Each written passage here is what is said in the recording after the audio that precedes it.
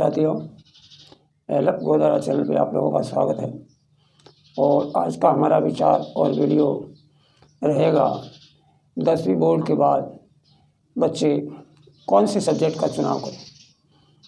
साथियों, अमूमन ये समस्या हर बच्चे के सामने आती है और माता पिता के सामने भी आती है कि हम अब कौन से सब्जेक्ट का चुनाव करें बच्चे।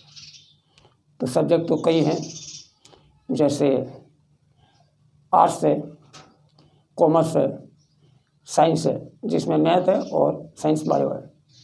उसके बाद एग्रीकल्चर है और एक है ITI या पॉलिटेक्निक। 10वीं के बाद पॉलिटेक्निक डिग्री भी होती है और ITI भी होती है 2 साल के लिए। तो ये हर बच्चे के सामने आता है कि कौन सा सब्जेक्ट लें। अमूमन इसमें देखा गया है कि बहुत सारे बच्चों को तो पता ही नहीं होता है कि कौन सा सब्जेक्ट लेना चाहिए, और कई पेरेंट्स को भी पता नहीं होता है कि 10वीं के बाद सब्जेक्ट का चुनाव करेगा बच्चा और उससे उसके ऊपर क्या प्रभाव पड़ेगा कैरियर पे आगे जाके। इस चीज़ों का पता ही नहीं होता पेरेंट्स को। कुछ एक पेरेंट्स होते हैं जो बड़े जागरूक होते हैं, उनको पता होता है और वो बच्चों के ऊपर छोड़ देते हैं कि भाई आप किस सब्जेक्ट में होशियार है, या आपका किस सब्जेक्ट में मन है, या आपकी अंतरात्मा क्या कहती है, क्या बनना चाहते हो, क्या सपना है आपका, उस हिसाब से सब्जेक्ट ले लो। लेकिन कुछ पेरेंट्स इस तरह के भी होते हैं कि वो अपने दोस्तों से या मिलने वालों से पूछते हैं और वो फिर बच्चे के ऊपर वो सब्जेक्ट थोप दिया जाता है। अमूमन थोप देते हैं कि आपको ये लेना है और आपको आगे डॉक्टर बनना है या इंजीनियर बनना है, वो बनना है। अब बच्चे की इच्छा होती नहीं है और फिर भी उसको ज़बरदस्त सब्जेक्ट दिला दिया जाता है। उसका प्रभाव ये पड़ता है कि बच्चा जब तक स्टडी करता दबाव में रहता है और ना तो उसका मन लगता है, और वो फिर उस सब्जेक्ट में अच्छा प्रदर्शन नहीं कर पाता है और आगे जाके रिजल्ट है वो ख़राब रहता है। और कुछ एक बच्चे हैं जिनको पता ही नहीं था और सब्जेक्ट ले लिया है तो अब वो फिर उसमें पढ़ते हैं। तो मेरा मानना है कि पेरेंट्स और बच्चे दोनों को काउंसलिंग करके फिर बच्चे को सब्जेक्ट दिलाना चाहिए, और उसमें जिस स्कूल में बच्चा पढ़ता है उसके गुरुजनों को भी शामिल कर लेना चाहिए।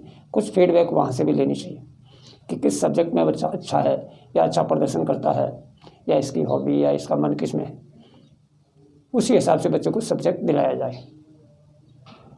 कुछ कंडीशन में क्या होता है कि जब बच्चे एक दूसरे को देख के और सब्जेक्ट ले लेते हैं तो ये भी नहीं होना चाहिए। बच्चे को अपने ऊपर निर्भर रहना चाहिए और उसके हिसाब से सब्जेक्ट लेना।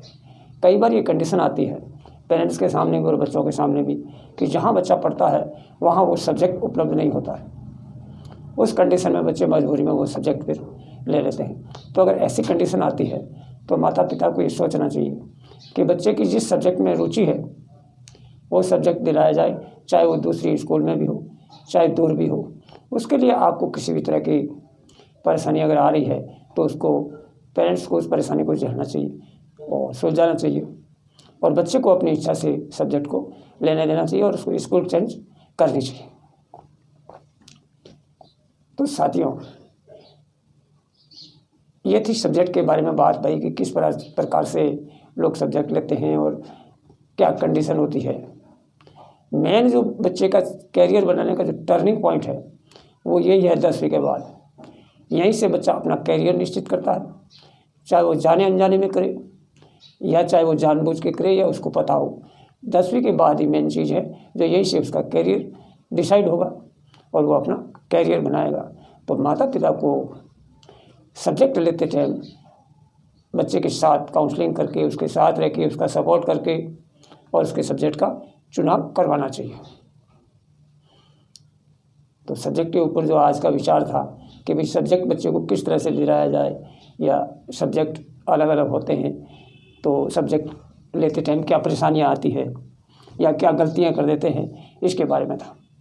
आगे जो वीडियो आएगा वो सब्जेक्ट वाइज वीडियो के ऊपर चर्चा करेंगे कि आर्ट्स लेने से क्या कैरियर बनता है, कॉमर्स से क्या कैरियर बनता है और साइंस से क्या कैरियर बनता है। अलग अलग सब्जेक्ट के ऊपर अलग अलग वीडियो लाएंगे। तो आज वीडियो में इतना ही, और चैनल को सब्सक्राइब करें, वीडियो को लाइक करें, शेयर करें। जय हिंद, जय भारत, जय विज्ञान, जय शिक्षा।